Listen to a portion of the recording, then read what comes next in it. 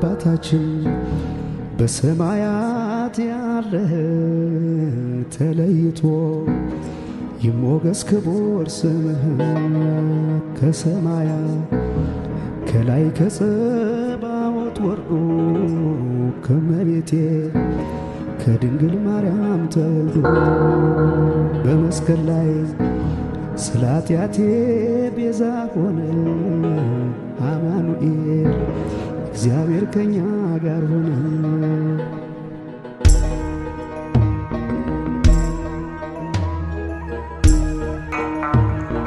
ቅድመ ላሊበላ ደብረ ይባቤ ሰረባር ባለ እግዚአብሔር ገዳም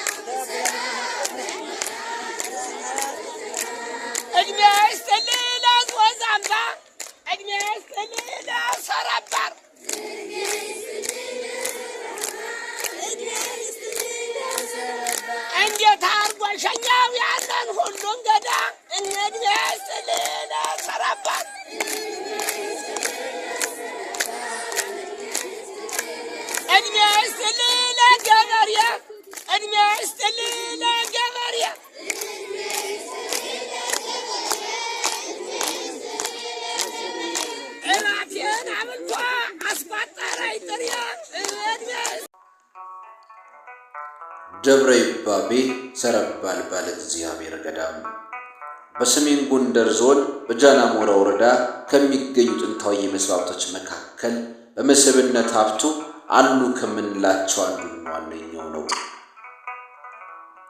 ይህ ቅርስ በሰሜን ጎንደር ዞን አስተዳደር በጃናሞራ ወረዳ ሰረባል ቀበሌ የሚገኝ ከአንድ አለት የተፈለፈለው ቅርጻ ቤተክርስቲያን ሲሆን ከወረዳው ዋና ከተማ ከመካነ ብርሃን ያለው ርቀት 12 ኪሎ ሜትር ነው።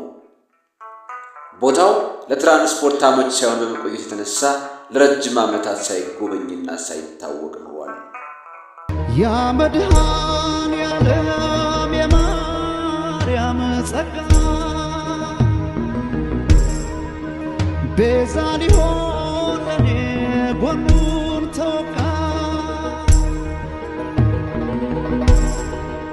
ሰረባል ማለት ቀይ አፈር ድንጋይ ማለት ሲሆን የአካባቢው ቀይ አፈር ቀለም መሰረት አድርገው ስሙን እንደሰየሙትም በአፈ ታሪክ ይነገራል። ይህ ፍልፍል ዋሻ ቤተክርስቲያን በ12ኛው መቶ ክፍለ ዘመን በንጉሥ ላሊበላ እንደተሰራ የአካባቢው ነዋሪዎች ያስረዳሉ። ንጉሥ ላሊበላ በጎጃም የቤተ ክህነት ትምህርቱን እየወሰደ እንደነበርና ወደዚህ ቦታም እንደመጣ ይነገራል። የሰረባልን ፍልፍሉ ቅርጻ ለመስራት ጀምረው ወደ ዞዛምባ ምስራቅ በለሳ እንደሄዱም ዞዛምባን እንደጨረሱ ይነገራል። ዞዛምባን ከነጹ በኋላ ወደ ላሊበላ እንደሄዱም አፈ ታሪክ ያስረዳል። ስለሆነም የሰረባል ፍልፍሉ ቅርጻ አሁን ያለበትን ይዘት እንደያዘ ቀረም። አርነታ ወጣይ ቀራንዮ ላይ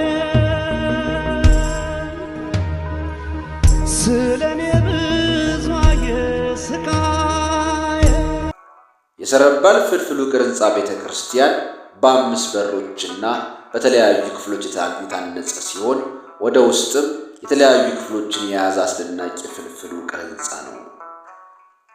ውስጠኛው ክፍል በ32 ወጋግራ በ6 መስኮቶች በ3 በሮች በቅኔ ማህሌት የተከፈለ ነው።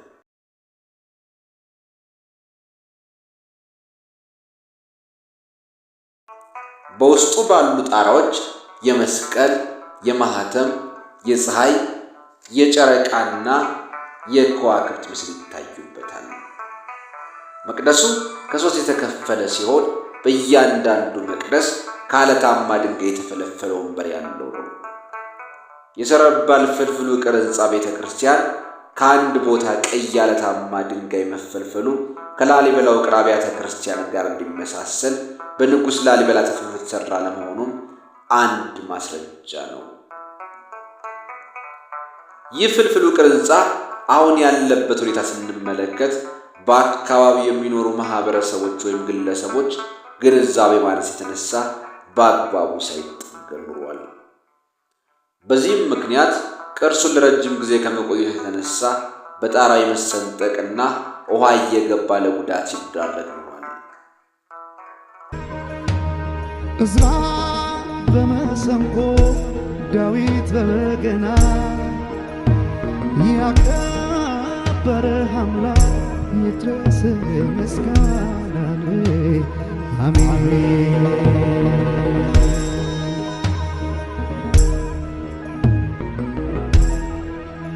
አሁን ግን በክልሉ ባህልና ቱሪዝም እንዲሁም በህብረተሰቡ ተሳትፎ ጥገና ተደርጎለት ጉዳቱን ለመቀነስ ተችሏል።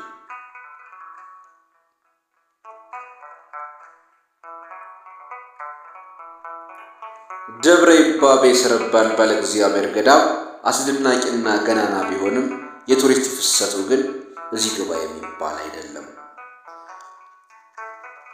በዓሉን ሊያከብሩ ከመጡ እንግዶች መካከል አንድ አዲስ እንግዳ ለማናገር ግድ ሆነብን። የክርስትና ስሜ ፍስሐ ጽዮን ይባላል። የመጽሐፍ ስም የሚባለው በዓለም ስሜ ደግሞ የመከላከያ ኮንስትራክሽን ኢንተርፕራይዝ ሰራተኛ ነኝ። በምህንድስና ቢሮ ውስጥ ነው የምሰራው። አሁን መጥቼ ባየሁት ነገር በጣም ድንቅ ነው። ላሊበላ እጅግ ድንቅ ታሪከኛ ሰው ነው። ትልቅ በረከት ያስገኘልን ብዙ ቃል ኪዳን አባታችን ነው። የአፍሮ አይገባም መስቀል ባለቤት ነው። ግን ይሄ ስራው አይታወቅም። እኔ ለመጀመሪያ ጊዜ መጥቼ ሳየው ይሄን ሁለት ወርጄ ሳየው እንዲህ አይነት ነገር ይገጥማል ያላስብም። ስለዚህ ትልቅ ስራ ይጠብቃል። ይሄንን የሚሰሩ የሚያሰሩ ሰዎች በተለይ ፕሮሞሽን የሚሰሩ ትልቅ ስራ ይጠብቃል። ክፍተት ያለ ይመስላል። ምክንያቱም ብዙ ደብሮች ብዙ ታሪክ ያላቸው ደብሮች እንደ ግብፃዊት ማርያም ብዙ ደብሮች አይታወቁም። እዚህ መኖራቸው አይታወቁም። ቢታወቅ ይሄ ነገር ቢገለጥ አንደኛ ደብሮቹ ተጠቃሚ ናቸው። ምክንያቱም ይሄን የሚያስተባብሩ በማህበር የተደራጁ ትልልቅ አካሎች አሉ። እነኚህ ወደዚህ መጥተው ኢንቨስት ያደርጋሉ፣ ያግዛሉ፣ ጥቅም ይሰጣሉ። ሁለተኛ ቦታው ይጠበቃል፣ በሚመለከተው አካል ይጠበቃል።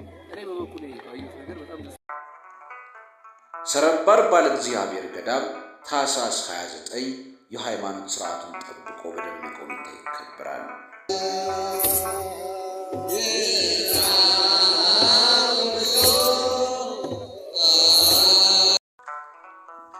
በዚህ ታላቅ ቦታ የተገኙት የጃናሞራ ወረዳ ዋና አስተዳዳሪ አቶ ሸጋው ተሰማ ሰረባር ባለ እግዚአብሔር ገዳም ታላቅ በዓልን ከታላቅ ቦታ ጋር ያገናኘ ነውና ከሃይማኖታዊ ገዳምነቱ ባሻገር የቱሪስት መስህብ ልናደርገው ይገባል ብለዋል።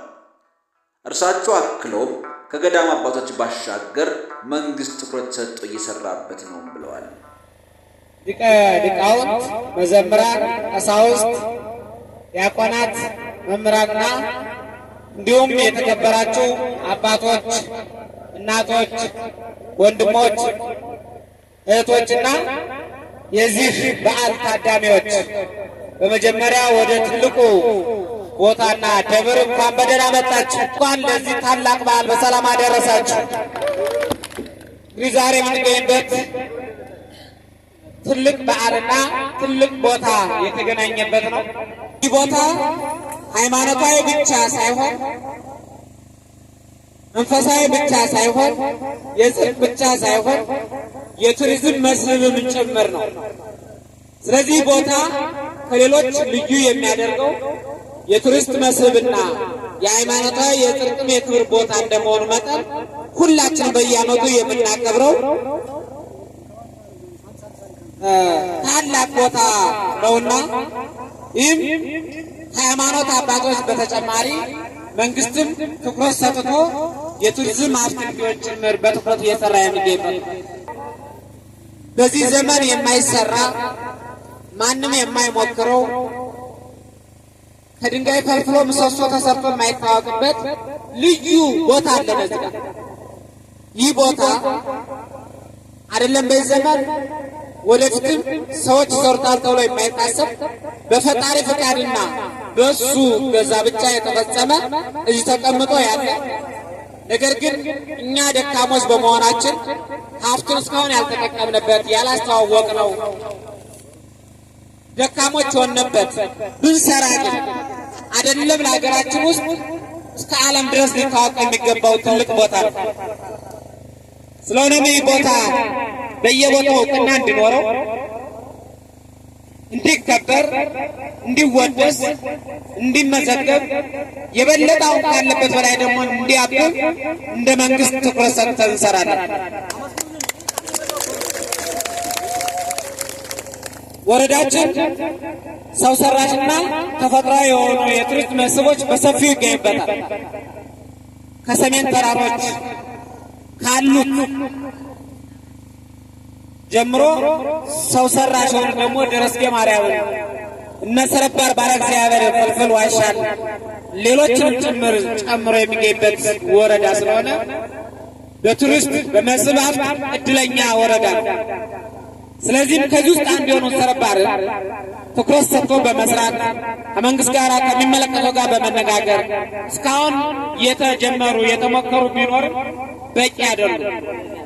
ምክንያት በበቂ ሁኔታ ላስተዋወቅ ነው። አሁንም የሚቀሩት ብዙ ስራዎች አሉት። ስለዚህ ቀጣይ እነዚህ ስራዎችን ትኩረት ሰጥተን በመስራት ለትውልድ የማስተላለፍና የገቢ ማስገኛ ሆኖ እንዲቀጥል በማድረግ በኩል የእናንተ የምታደርጉትን ያህል ጭምር መንግስትም ትኩረት ሰጥቶ ርብርብ ያደርጋል ማለት ነው። ስለዚህ ቀጣይ እዚህ የደብሩ የሚመለከታቸው አካላት የጠየቁ ጥያቄዎች አሉ። መንግስት በእቅድ ይዞ እየተንቀሳቀሰ ያለ አለ። ይህ ብቻ አይደለም፣ ሌሎችም አካባቢ ያሉት